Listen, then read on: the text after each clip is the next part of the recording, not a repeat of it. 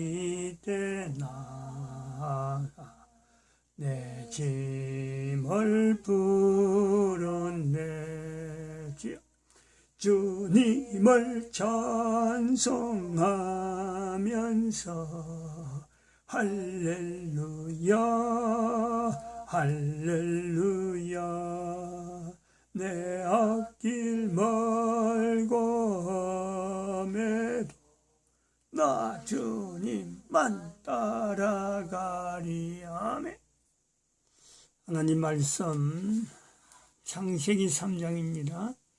창세기 3장 1절에서 6절 말씀 교독합니다. 1절 말씀 제가 먼저 받들어 봉독드립니다. 여호와 하나님의 지으신 들짐승 중에 뱀이 가장 강교하더라. 뱀이 여자에게 물어가로되 하나님이 참으로 너희들아 동산 모든 나무의 실과를 먹지 말라 하시더냐.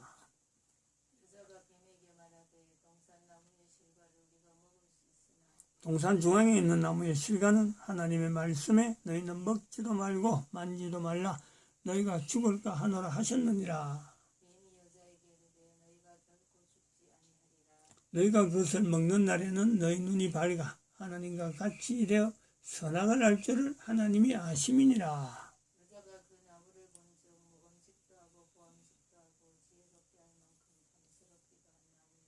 아멘. 아멘. 2021년 9월 5일 첫째 주 저녁입니다. 1006 그룹이죠. 1006 그룹. 아프가니스탄에 대한 이야기를 좀 나누기를 바랍니다. 다양한 그 측면에 다양한 루트를 통해서 접근할 내용이 많습니다. 아프가니스탄에 대해서 관심을 가지게 되는 결정적이라 할 수 있죠. 결정적인 건 8월 달입니다. 8월 달. 한 보름 더 됐죠. 벌써 21일 됐네요. 8월 15일 날이라 사건이 생겼다 하는데 우리는 8월 16일 날 이야기를 들었습니다. 아프가니스탄에 그 미군이 철수했다. 그래서 탈레반이 지금까지 대정부 운동을 하던 탈레반이 이제는 아프가니스탄을 점령했다. 그래서 열흘 지나니까 16일만 하더라도 미군 철수가 되었으니까 우리나라도 미군 철수되면은 북한의 상황이 똑같다고 비교되는, 아프가니스탄에 비교하는, 미군 철수에 대해서 비교하는 그런 형편이 됐는데, 한 열흘쯤 됐는데, 이 탈레반이, 아프가니스탄에 있는 탈레반이 경제 협력을 위해서 한국에 도움을 요청하는 방송이 있었다 하고 이것이 뉴스로 퍼졌단 말이죠. 너무나 뜻밖이죠. 이 너무나 뜻밖인 것을 우리는 성경에 있는 내용을 가지고 해석하기를 아프가니스탄이 국가 단위의 가인이다. 창세기 4장에 나오는 가인, 하나님 앞을 떠났던 가인, 그러나 하나님 앞에 다시 돌아온 가인으로 우리가 설교를 하고 있으니까 국가 역사 정체성을 임마누엘로 고백하는 아프가니스탄이 될 수 있겠다 하는 개연성을 찾아봤습니다. 8월 25일 날은 가능성이 있다. 그런데 이건 이제 9월 1일이죠. 그저께 9월 1일 날 아프가니스탄에 갔던 또 이라크, 아프가니스탄하고 같은 모슬렘 국가로서 이라크에 갔던 대한민국 국군이 호평이 좋다. 그래서 이 아프가니스탄의 탈레반의 8월 25일 날 이것이 이 내용이 거짓이 아니다. 자기들이 단장이 정치적인 어떤 이슈를 가지고 그건 무마하려고 한국에 도움을 요청한 이 거짓이 아니다 하는 것을 확인해 보게 됩니다. 그래서 오늘은 이 아프가니스탄이라고 하는 나라에 우리나라 군인들이 실제로 가가지고 또 이라크에 가서 어떤 활동을 하고 이것이 모슬렘에 어떤 영향을 주고 있는가 하는 이걸 우리는 국내 정치만 갖고 있었는데 뜻밖의 이 내용이 좋은 내용이 있어갖고 같이 나누기를 바라고, 그 다음에 아프가니스탄에 대해서는 우리가 꾸준하게 이렇게 봐야 될 관점이 있다 하는 그런 요소가 있습니다. 한번 보시죠. 이거는 디시멘터리에서 나오는 내용입니다.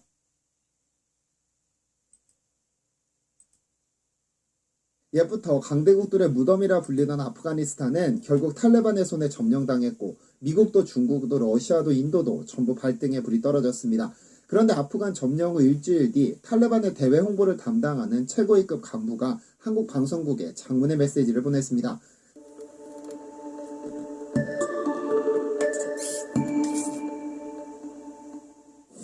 안녕하세요. 디스멘터리입니다. 아프간을 장악한 탈레반은 무장단체임에도 꽤나 체계적인 조직을 가지고 있습니다. 미국이나 영국 등에서 엘리트급 교육을 받은 석박사급 인재는 아니겠지만 그래도 아프간을 운영할 만한 조직체계를 갖춘 모양입니다. 한국에게는 광복절이었던 지난 8월 15일 탈레반은 속전속결로 아프간의 수도 카불을 점령하면서 20년 동안 미국이 장악한 아프간을 재탈환했습니다. 1994년 아프간 남부에서 이상국가를 건설하겠다는 그들만의 목표가 코앞에 다가온 것입니다. 그들은 스스로를 정부라고 부릅니다. 그러면서 아프간을 함락시킨 직후 법률, 종교, 외교, 정책 전문가들이 앞으로 몇 주 안에 새 정부의 틀을 공개할 예정이라고 밝히면서 새 정부의 틀은 서구에서 정의하는 민주주의는 아니지만 모든 사람의 권리를 보호할 것이라는 아무도 믿지 않을 망상 같은 계획을 밝혔는데요. 그리고 정확히 이틀 뒤 탈레반이 갖춰지지 않은 정부 조직 중 대외 홍보창고인 문화위원회를 내세워 한국에게 다급한 메시지를 보냈습니다. 바로 문화위원회 소속 고위급 간부였던 압둘 카이르 발키가 연합뉴스와 문자 메시지를 통해 인터뷰를 진행한 것인데요. 이 문자 메시지에서 그는 자신을 다른 나라 정부의 공보문화부 역할이라고 소개하면서 제일 먼저 밝힌 희망은 우리 탈레반은 한국으로부터 아프간의 합법적인 정부를 인정받고 싶다는 것이었습니다. 그는 이번 인터뷰에서 1996년 라바니 정부를 무너뜨리고 5년 동안 사용했던 아프가니스탄 이슬람 에미레이트라는 국호를 사용했는데요. 최근 아프간 사태에 대해 공식 입장을 표명한 것이죠. 이 발키라는 인물은 지난 17일 탈레반의 무자히드 대변인의 첫 공식 기자회견 때 바로 옆에 동석했던 인물로 이번 사건에서 꽤나 많은 역할을 했던 인물로 알려졌습니다. 그는 아프간 국민은 이제 외국 지배에서 벗어나 자기 결정권을 갖게 됐다면서 한국 정부가 아프간의 미래 정부와 돈독한 관계를 맺기를 바란다고 했죠. 특히 그가 큰 관심을 보인 것은 한국 정부와의 경제 교류였습니다. 그에 따르면 현재 아프간에는 리튬 등 손대지 않은 광물 자원이 풍부하며 한국은 전기차 배터리, 스마트폰 등등 전자제조업 분야에서 세계를 선도하는 국가로 아프간과 함께 서로의 이익을 위해 협력해 나갈 수 있다며 감언이설을 내놨는데요. 인터뷰 말미에서 그는 마음속에 고이 간직했던 희망까지 꺼냈습니다. 바로 한국 지도자와 경영인을 만나 경제적 교류와 인적 교류를 강력히 바란다는 것이었죠. 그런데 이 발키의 이 발언은 거짓이 아닙니다. CNN은 최근 아프가니스탄 전역에 묻힌 철, 구리, 금 등 광물을 비롯해 히토리와 충전용 배터리에 쓰이는 리튬 등 전체 매장량 가치가 무려 1170조 원에 달한다고 보도했습니다. 특히 아프가니스탄은 반도체와 같은 첨단 IT 제품의 필수적인 히토리 매장량이 최대 3천조 원에 이르는 어마어마한 규모를 자랑하는데요. 최근 중국이 신장 위구르 분리 독립에 지대한 영향을 미칠지도 모르는 탈레반에게 우호적인 제스처를 취하는 이유도 이 히토류 때문이라는 분석이 나올 정도죠. 중국은 현재 전세계 매장량의 35%, 채굴량의 70%를 차지하고 있음에도 아프가니스탄에 3,500조 원 히토류가 탐났던 것으로 보입니다. 만약 이를 채굴해 중국이 소유한다면 첨단 IT 시대에 중국이 자원을 무기화해 영향력을 강화할 수 있게 되니까요. 어쨌든 중국의 이러한 제스처에도 불구하고 탈레반은 히토류와 리튬을 미끼로 한국 정부에게 경제협력을 요청해오는 상황인데요. 그런데 많은 네티즌들은 탈레반의 이러한 경제협력 요청은 자국에 파병됐던 여타 다른 국가들과 한국은 파병 전과 파병 후 현저히 다른 결과를 불러왔기 때문이라고 보고 있습니다. 대표적으로 이라크에 파병됐던 자이툰 부대가 대표적인데요. 이라크와 아프가니스탄은 이란을 사이에 두고 국경도 접하고 있지 않지만 미국은 2001년 아프가니스탄, 2003년 이라크를 각각 침공합니다. 당시 9.11로 인해 바닥을 쓸고 있던 지지율을 끌어올리기 위해 부시 전 대통령은 아프가니스탄 침공을 통해 9.11에 대한 복수를 했으나 큰 효과를 얻지 못했죠. 그러다 좀 더 가열찬 테러와의 전쟁을 진행하게 되는데요. 2002년 1월 한국이 월드컵 분위기를 고조시키고 있을 즈음 미국은 작정한 듯 이라크, 이란, 북한을 세계 악의 축으로 발표합니다. 이들 나라에 대한 철저한 응징을 천명하면서 현대판 십자군 전쟁을 부추겼었죠. 결국 2003년 3월 이라크를 침공합니다. 그런데 미국은 아프가니스탄을 침공했을 때도 이라크를 침공했을 때도 꼭 한국 정부에게 파병을 요청해왔습니다. 한국의 입장에서는 거절하고 싶어도 주한미군이 주둔하면서 북한이 거의 도발할 생각을 하지 못할 만큼 안보를 보장받고 있는 만큼 쉽게 거절할 수 없는 입장이었죠. 그래서 아프가니스탄에도 이라크에도 파병을 결정합니다. 우선 이라크에 파병된 부대는 자이툰 부대인데요. 미국이 이라크 파병을 요청한 명분은 이라크 재건 사업으로 폐허가 된 이라크를 재건하자는 것이었죠. 이 요청을 받은 한국 정부는 2004년 2월 23일 평화 유지 및 재건을 목표로 자이툰 부대를 창설해 8,000명을 이라크 북부 쿠르드 지역의 아르빌에 파병합니다. 그런데 원래 미국 정부는 이라크 재건 사업을 내세우기는 했으나 내심 한국이 전투부대를 파병하기를 바랬습니다. 북한과의 대치 상황이 오래도록 이어지면서 한국에는 전투력을 차곡차곡 축적한 군인이 있었기 때문이죠. 당시 이라크에서 가장 접전지로 꼽히던 이라크 북중부를 한국이 담당해준다면 미국의 입장에서 큰 짐을 덜어낼 수 있었으니까요. 그러나 한국 정부는 무고한 장병 수천 명을 희생시킬 수 없다며 북부 아르빌로 파병한 겁니다. 자이툰은 아랍어로 올리브를 의미하며 올리브는 평화의 상징으로 여겨지는데요. 실제로 자이툰 부대는 아르빌에 평화를 안착시켰습니다. 원래 이라크를 침공한 미국의 요청으로 파병된 이 자이툰 부대가 현지인들에게 사랑받을 리는 만무했었습니다. 우리 동네가 폐허가 된 원인이 미국인데 미국의 우방국이 온다며 똑같이 폐허로 만들어버리는 것 아니냐는 불안감이 주민들 사이에 존재했기 때문이죠. 하지만 자이툰 부대는 달랐습니다. 아르빌 지역에서 민간 지원 사업에서 만나는 모든 주민 한 명 한 명을 아버지처럼 어머니처럼 형처럼 동생처럼 친구처럼 대하면서 차갑게 얼어붙었던 주민들의 마음을 녹였고 서서히 친구로 만들어갔습니다. 자이툰 부대가 한 일은 큰 일은 아닙니다. 마을 어린이들에게 축구공을 나눠주었고 현재 어린이들을 위해 학교를 지어주고 도서관을 지어주었습니다.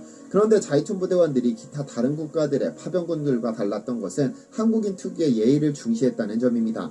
현재 아이들에게 초콜릿이나 사탕을 줄 때 또는 현지 주민들에게 어떤 물품을 나눠줄 때는 공손하게 두 손으로 전달하고 꼭 손을 잡아주도록 교육받았습니다. 한국전쟁 때 미군이 아이들에게 초콜릿이나 껌을 던져주면 아이들은 그것을 땅바닥에서 주워야 했는데 이것은 그다지 좋은 기억이 아닙니다. 그래서 자이툰 부대는 최대한 교감을 나눌 수 있는 방법을 선택했었습니다. 우리는 보건소를 짓고 병원을 운영하며 아픈 사람들을 치료해 주었고 가진 것 없는 주민들은 감사의 표시로 각종 과일 등을 들고 와 두고 가기도 했습니다. 마을 곳곳에 매설된 지뢰를 제거하고 수도가 없어 물을 길어다 쓰는 이들을 위해 상하수도를 만들고 댐까지 건설해 주었습니다. 물론 이라크도 미국도 이 재건 사업에 돈을 투자한 것은 아닙니다. 한국이 자체적으로 부담했죠. 이 과정에서 물론 왜 우리 세금을 다른 나라에 퍼주냐는 비난이 있기도 했지만 이것은 하나의 전략이었죠. 게릴라전을 주로 펼치는 이라크 저항 세력의 입장에서 보자면 주민과 파병군 간의 갈등이 있어야 그 틈을 파고들 수 있는데 자이툰 부대와 주민들의 관계가 너무 끈끈해 도저히 설칠 수가 없었습니다. 이렇게 도시가 안정화되고 안전한 도시라는 인식이 퍼지자 이라크 전역에서 전쟁을 피해 사람들이 몰려왔고 번화한 도시로 변모하면서 경제적으로도 부흥하기 시작합니다. 경제부흥의 상징이라는 각종 무역박람회를 비롯한 전시회를 개최하고 발전소 및 정유공장이 들어서고 아르빌 부동산은 5년 만에 30배 올랐다고 하죠. 쿠르드 지방정부 대통령은 이러한 자이툰 부대의 활약에 우리 쿠르드족의 유일한 친구는 산이었는데 이제 자이툰 부대라는 새로운 친구들이 생겼다며 자이툰은 파병부대가 아닌 우리 지역 공동체의 일원이자 가족이라고 감사함을 표하기도 했습니다. 결국 이렇게 자리 잡은 아르빌에 감사함을 느낀 쿠르드 자치정부는 한국에게 13조 원짜리 재건 사업을 몰아주게 됩니다. 탈레반의 입장에서는 이렇게 한 지역을 완벽히 변모시킨 이라크 자이툰 부대를 보면서 한국군의 영향력이 적지 않다는 판단을 했을 것이고 아프간에 매장된 히토류나 리튬 같은 자원까지 한국이 개발해 준다면 자신들이 꿈꾸는 이상국가를 건설할 수 있을 것으로 예상하는 듯합니다.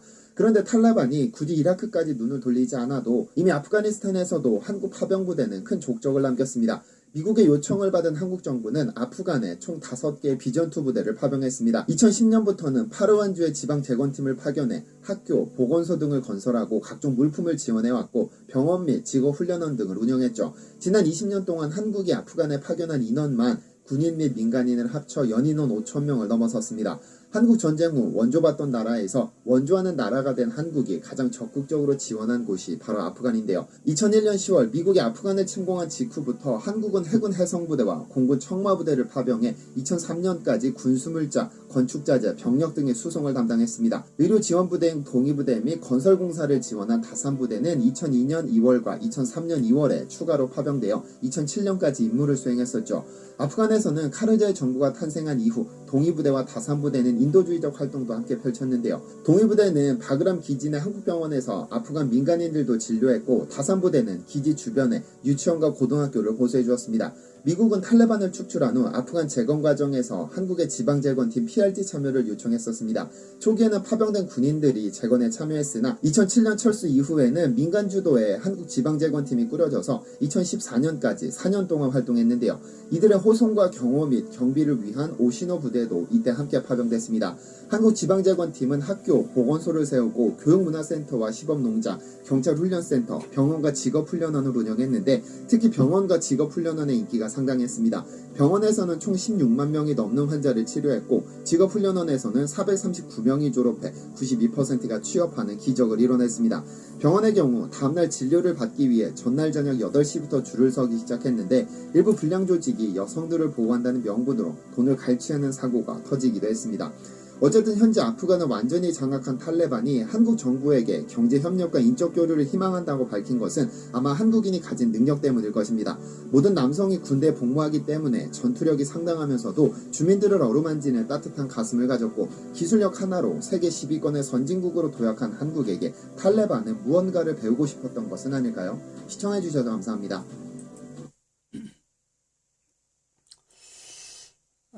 우리가 한국의 상황이 지금 정치 상황이 상당히 어수선하잖아요. 그런데 외국에서 대한민국의 이름을 가진 그 군인들이 참 뭐 크게 군인들이 가면 전투로 갖고 성과를 올려야 되는데 이 전투 성과가 아니고 오히려 어떤 그 봉사활동, 선교사들이 무슨 봉사활동, 군인들이 나가서 하는 일이 봉사활동 하는 거잖아요. 지금 하는 거 보니까, 아까 보니까 호떡을 구워주는 것 같던데, 호빵 구워주고 이러던데, 그죠? 요거지, 요거. 요거. 이거, 호떡 지금 구워주는 거 아니에요? 그죠? 이건 지금 우리나라에서 하고 있는 게 교회에서 길거리에서 호떡 구워주는 거 같은 거예요. 어떻게 이런 착상을 해가지고 역발상이죠, 역발상.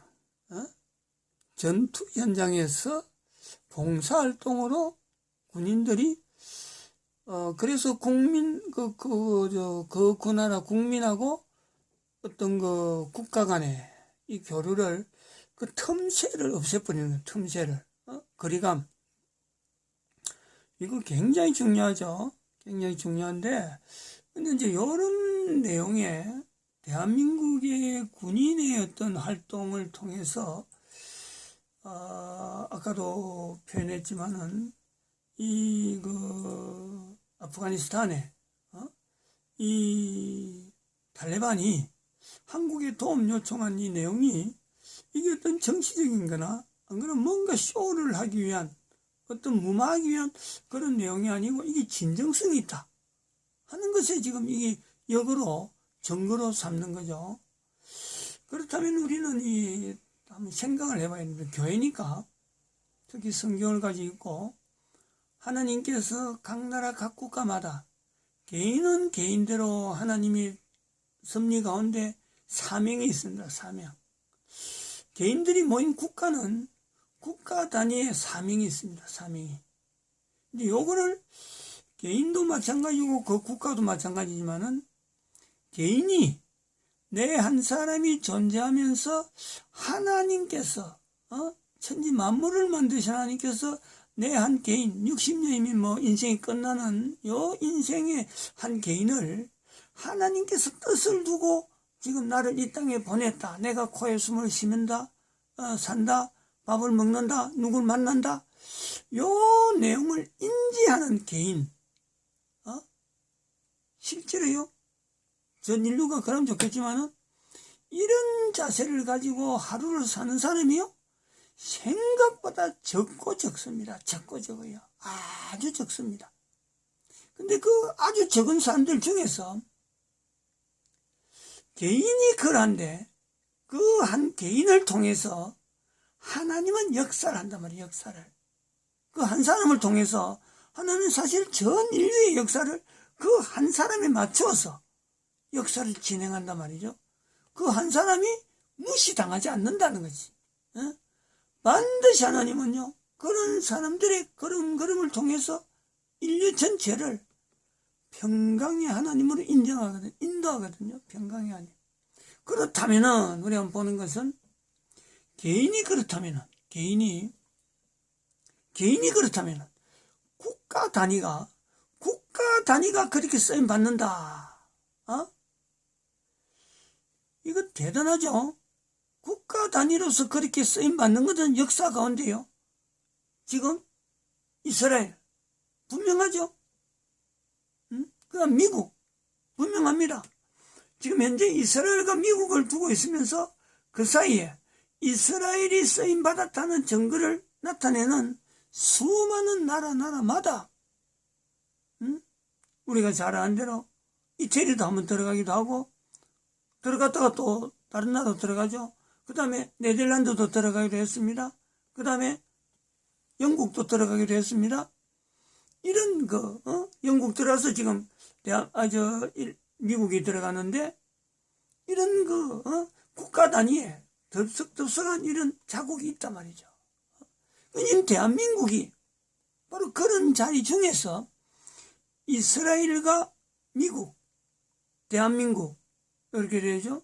여기 우리 2020년 월별에 보면은 5월달에는 중국 망했다. 이거는 망한 거는 중국은 망한 거는 망한 거다 이래 보고 이거는 원래 망하려고 하는 나라였기 때문에 결국 뭐 그렇게 중요하지 않았습니다. 근데 작년에 미국 망했다, 이스라엘 망했다.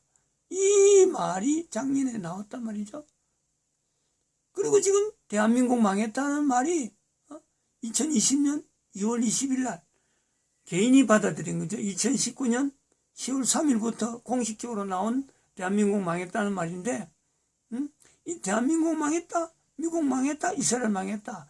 이 세 나라를 통해서 이스라엘은 증거가 확실하고 미국도 지금 증거가 확실한데 대한민국의 자리가 선지자인 자리로 대한민국 망했다 하는 이 내용이 같이 미국, 이스라엘, 대한민국 이런 형태로 지금 현재 2021년도를 지금 맞이한 거죠.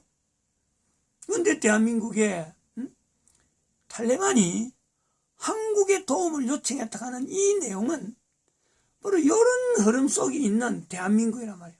그냥 예를 들어서 뭐 참 6.25 사변 때 대한민국이 아니고 아니면은 그 박정희 대통령 때 대한민국에 탈레반이 신청한 게 아니고 이게 대한민국에 지금 대한민국 망했다는 소리를 대한민국의 선지자 정광훈 목사가 나라가 분명히 망해가는 걸 보면서 나라를 바로 세워야지 이런 내용을 두고 대한민국 망했다 하는 것을 외치고 있는 때에 탈레반이 한국에 경제협력을 요청했다. 요 내용이 있기 때문에 오늘이죠. 9월 5일 오늘 이 아프가니스탄이라고 하는 위치를 이제 대한민국을 모델 해가지고 이슬람권의 개방문을 여는 이 아프가니스탄의 이 자리를 유지하기 위해서 9월 1일 날은 이걸 선포했는데 오늘은 이걸 유지하기 위해서 우리가 뭔가 제안을 해야 된다. 표시를 내야 된다. 그래서 대한민국의 모델 이왕에 나서려고 하면은 방법을 좀 구체적으로 알려주는 거예요. 이승만의 4대 건국기동을 이걸 표대로 해서 해봐라. 그리고 이 표대로 해서 나가되 4대 건국을 그대로 똑같이 하지 말고 4대 건국이 있듯이 아프가니스탄에 또 4대 건국기동 비슷하게 사회 어떤 정화운동 아니면 국민정서 교육 지침 여러 가지고 한 4가지 정도를 교육을 해봐라. 이 교육 과정을 가지고 나서 국가가 어떻게 달라지는지 한번 해봐라 하고 제안을 오늘 하는 거죠. 뭐냐니까 첫째로 경제발전하고 대한민국을 기대할 게 아니라 실제로 그렇습니다. 전 세계에 대한민국 경제요청을 하더라도 전 세계 돈의 흐름은요 결국 유대자본이 움직여야 됩니다. 유대자본이 움직이는 것에 대해서 인식을 해야 돼요.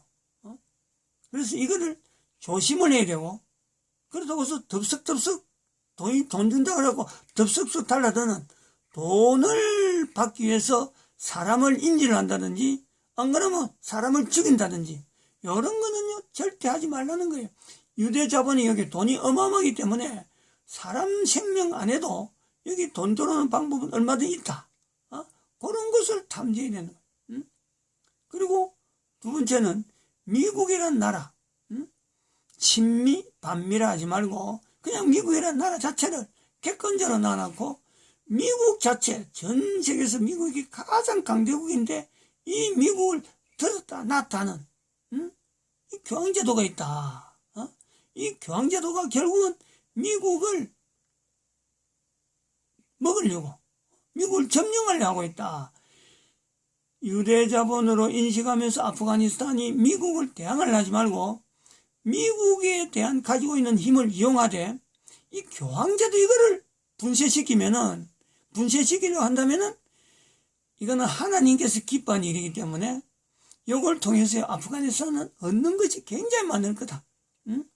이런 내용을 한번 교육을 가지고 이렇게 계속 알리라는 거죠. 그 다음에 세 번째는 마호메트라고 하는 한 인간입니다. 이 인간에 대해서 너무 여기에 매이지 말고 마호메트를 한 인간으로 두고 어떻게 해서 마호메트 한 인간이 전 세계에서 이렇게 유명한 사람이 됐을까? 그 근원을요 에스더 성경에 찾아봐라. 에스더 성경 안에 있어요. 왜냐하면 이 아프가니스탄은 성경 에스더가 그 근거입니다. 근거. 그래서 마호메트보다 오히려 아프가니스탄이요 더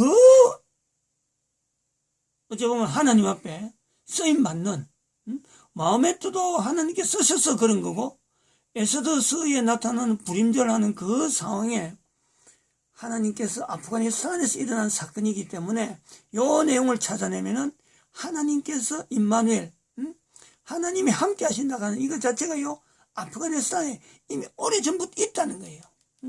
이거 임마누엘 되는 이 상만 알아도 국민들 하여금 눈이 번쩍번쩍 떠이죠. 국민들 하여금 이런 교육적인 부분에 접근해라는 거죠. 그럼 네 번째는 이승만이라는 이 한 개인을 이 사람이 대한민국의 건국 대통령인데 어떻게 해서 건국 대통령의 자리에 올라갔을까? 이승만이 대한민국을 세울 때 지금 아프가니스탄보다 더 험하게 했습니다. 대한민국은. 그럼에도 불구하고 하나님께서 마호메트를 쓰듯이 이승만을 사용하셔서 대한민국의 건국 대통령의 자리를 주었다. 그렇기 때문에 이승만 이후에 70년 된 지금에도 정광훈 목사가 이승만의 4대 건국 기도를 가지고 국민들 지금 쪼고 있는 거요. 이승만이 세운 건국 기도 그걸로 돌아가자 하는 거 아니에요. 그러면 이승만이라는 사람이 한국의 건국 기동이 되었을 적에 건국 대통령이 되었을 적에 여기는 이승만 개인이 가지고 있는 그 준비되어졌던 한 인간의 이력, 즉 이승만의 조상 쭉 올라가면요 왕족입니다. 왕족. 그 왕족의 삼촌 되는 작은 삼촌이죠. 작은 삼촌 되는 사람이 세종대왕이에요. 세종대왕. 한글을 만드는 한글을 창제한 그 종족, 그 왕족의 위치가 이거 이승만이에요. 그러므로 대한민국에 있는 한글, 이승만 대통령은 우리가 접근해야 될 것은 한글이라고 하는 이 존칭을 가진 이 언어를요, 국민들에게 아프가니스탄에서 언어를 한글 언어로 바꿔보는, 그래서 배우기 쉽고 말하기 쉬운 언어 자체를요, 조직을 바꾸는 거예요. 그러면요, 요 네 가지만 해도 하기까지에 뭐 여러 가지 엄청난 그 파란곡절 여러 가지 이야기들이 많이 있겠지만 요 내용을 하는 가운데는 반드시 미국이요. 아프가니스탄하고 미국이라는 자리를 아프가니스탄에 어찌 보면 대한민국의 한미동맹처럼 아프가니스탄 주변 이 나라를 하나의 방위를 해주는 나라로 미국을 잡고 그 다음에 대한민국의 존칭으로 쓰는 언어를 통해서 하나님께서 전 세계 인류 가운데 이 이슬람 제국, 이슬람 문화 전체권에 해당되는 큰 변화를 일으키는 나라로 사용하지 않겠느냐. 이렇게 되면 틀림없이 사용하죠. 틀림없이 사용. 마치겠습니다. 기도드립니다.